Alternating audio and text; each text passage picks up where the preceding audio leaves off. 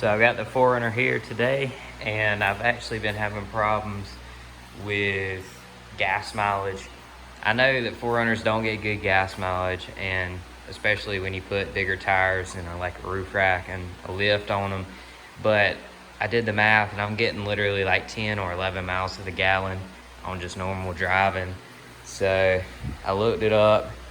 They said that you can have an Upstream O2 sensor problem and not throw a engine code.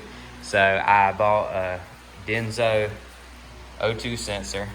The part number is 2344162. You can get it off of Amazon. I got mine for $35 from the warehouse, but I'm not sure what the regular price is, probably $40-$50. I'll put a link in the description to the part. To do this job is really simple. All you really need is a penetrating oil. I would recommend something better than WD-40, but I used all my other ones, so WD-40 it is. To spray the bolts, they're on studs, so it shouldn't be as bad as having a regular bolt. And if you don't live in a rust belt area, you should be fine. I'm just gonna spray it anyway. 12 millimeter wrench.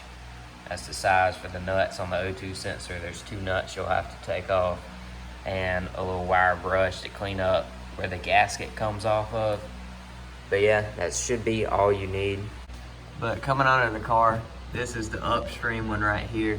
You'll see your catalytic converter from the passenger side. Look in front of it, and the O2 sensor is right up in there. You can't really use a ratchet at its location because you'll hit the oil pan, so you probably want to use a wrench instead. You may not get as lucky as me, but I just put a 12 millimeter on it and a little bit of force and they come off. Now they're just finger tight, as all Toyotas are once you break them loose. And then you also have to unplug the connector up here, and once I get these bolts out, it should come off just fine. So here's a comparison in color to the old one. As you can see, it's completely ashy looking versus the new one right there.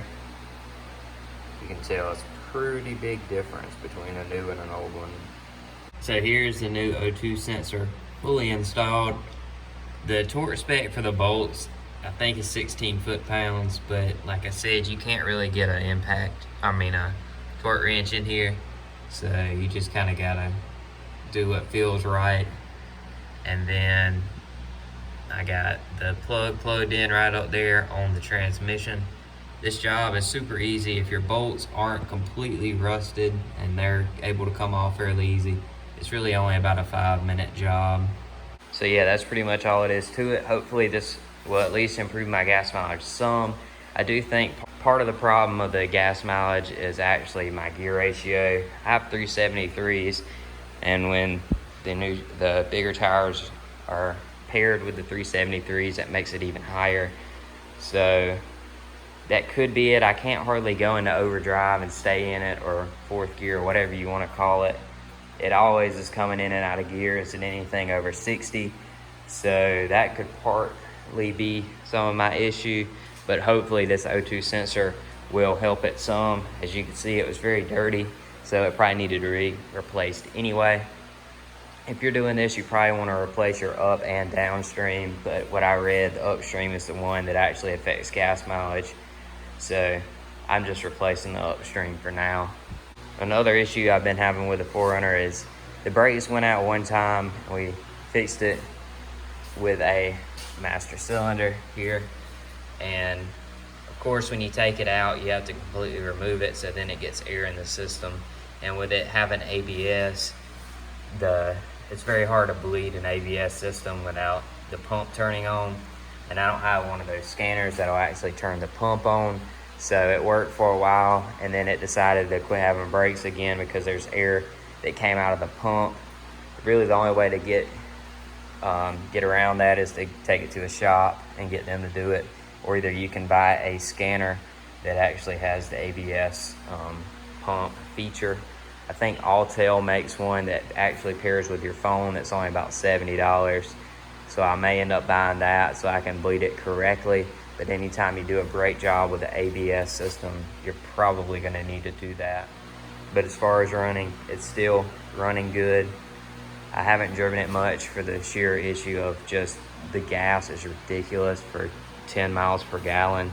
But hopefully this O2 sensor fixes it. I'll make an update video in the future and let you know if this does fix it. But most of the time, according to the forums, it does help.